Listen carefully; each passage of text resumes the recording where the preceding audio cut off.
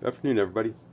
A quick update on the 347 build and what I've been doing the last couple weeks with the Fox body.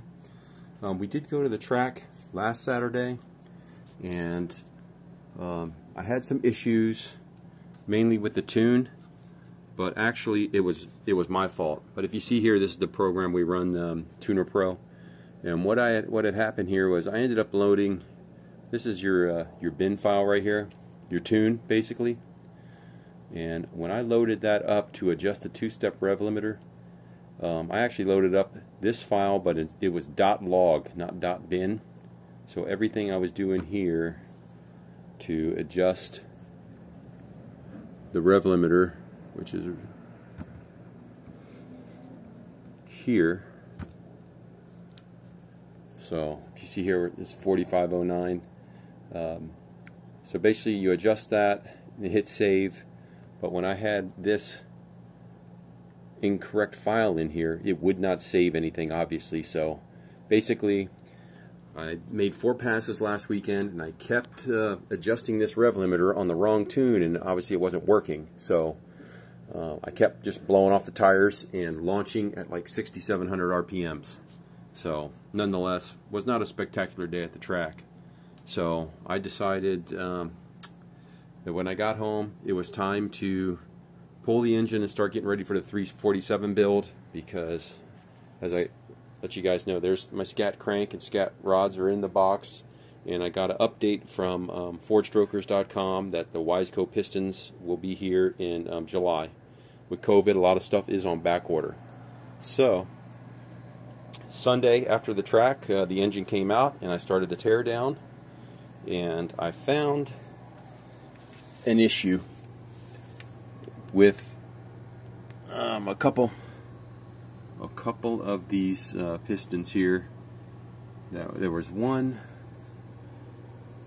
2 exhaust valves touching, and 1 intake valve was just catching the corner here. So I don't know if I over revved it from the rev limiter, but nonetheless, that came out. I did, here's the Promax heads. I did put water and test for leaks in all the ports, and there was only one, this one here, this one intake valve. I put a little X on it so I know to relap that in. That one did have a tiny bit of moisture that came out. Not even like not a full drip or anything like that, but anyway, that one needed to be sealed back up a little bit. And that was, I'm not sure if you can see, but right here. But anyway, so that came out, and then the rebuilt 86 went in. I put this in Wednesday night by myself in the garage here. You know, that'd been on the stand since December. We were good with, I did have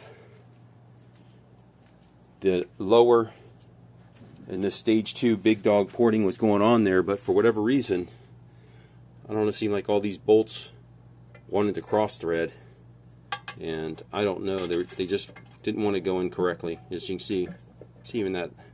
But anyway, broke a bolt here, and that sucker's in there, so I can't run this one until we get that bolt extracted and get the right bolts. I mean, these were the same bolts I had on the other lower that cracked. So Tony at Big Dogs Porting, this was the replacement one he sent me, which he didn't have to do that, and that was very nice. And I had it on there until the bolt broke. I was going to run that, so I went ahead and put the Holly on there for the time being.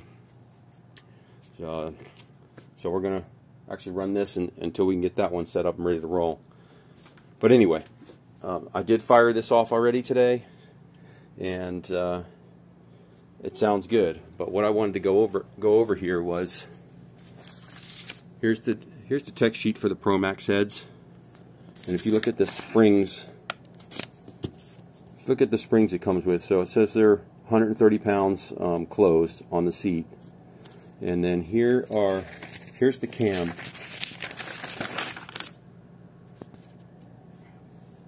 Here's the Flowtech cam in there. This is the one This is the one we were running. This is the bigger of the two cams. This Flotek cam calls for, if you look here, 150 pounds on the seat. So a couple of over revs to almost 6,700 RPM with springs that are probably a little too light for what this for what the cam manufacturer wants. He wants 150 pounds on the seat. These springs are 130. I just found this sheet, so I didn't know. I did see online they have posted that they're good to up to 600 lift, so that much is okay. This is 598, 589. But basically, yeah, they probably want a little. These things need to be shimmed up a little bit to bring the pressure up, or need some different springs if I was going to continue to run it with this cam. But anyway, that is what I think caused a couple of the little the valves to just kiss those pistons there. So I'm glad we caught that and checked the heads, and they're not nothing's bent or anything. Just one intake valve probably needs to be relapped in, but I don't know. It could have been like that from the factory. Who knows? I honestly, I don't think I tested those. I think I bolted them on right out of the box. But anyway, we're gonna do. This is the one we rehoned. This is the original '86 block. You know, I painted it to Ford gray. It was the correct color for that year, and we'll get this broken in and run this, and then until we can get the big dog cam, or not cam, excuse me, the big dog intake fixed over there with that broken bolt, and I'll put that on there. But the cam that is in there, that is the smaller cam.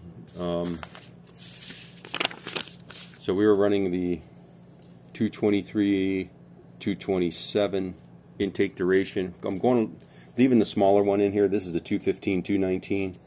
It roughly gives up about 500 or 600 RPM is what it says. But otherwise, you know, the lift is real close, and the LSA is within a degree or two. And the reason I'm doing that is these are the stock 86 pistons in here with no valve reliefs. So the trick flow heads will be going on the 347 build, which are on here. These are the big dog ported trick flow heads. So I don't want to risk damaging those by swapping into the bigger cam. We'll leave the little bit shorter duration cam just to give us more clearance, and we don't risk damaging those heads. And we'll see what this gets us at the track, and then we can always spray it. We've got the nitrous over there too, so hopefully we'll get that dialed in and we can make some hits with this, because this one does have the forged pistons from the factory, so I feel a little more comfortable spraying that than I do with these hyper-eutectic, which I guess a lot of folks say you can spray 100, 125 shot on those safely, but you know, we'll just go ahead, we'll start tearing that down. The pistons will be here pretty soon, so we can get that block over to the machine shop and get the 347 built, and then we'll just run this in the meantime with a little bit smaller cam. I also do have a trick flow stage 2 cam, which is, I want to say that one is like a 226 duration, but again, I didn't want to risk the piston to valve clearance. Here's the sheet for the trick flow stage 2 cam. That one looks like it is, let's see what we got here. 224 and 232, a little more exhaust duration on that, on a 112 LSA, 540 and 560 lift. So duration wise, you know, I just don't want to risk damaging the trick flow head, since we do want to use those on the 347 build. But anyway, yeah, just got to get out there, and I got to run this up and down the street a little bit to seat in the rings. This does have all new piston rings. It has cam rod bearings and main bearings. Everything else is stock crank, stock rods, stock 86 pistons, just with a little stone rehone, the little rehone kit, and some replacement rings and bearings, and we'll run this for a while. So anyway, that's it, man. Everybody out there is a father. I hope everybody has a great Father's Day tomorrow, and we'll see you at the track.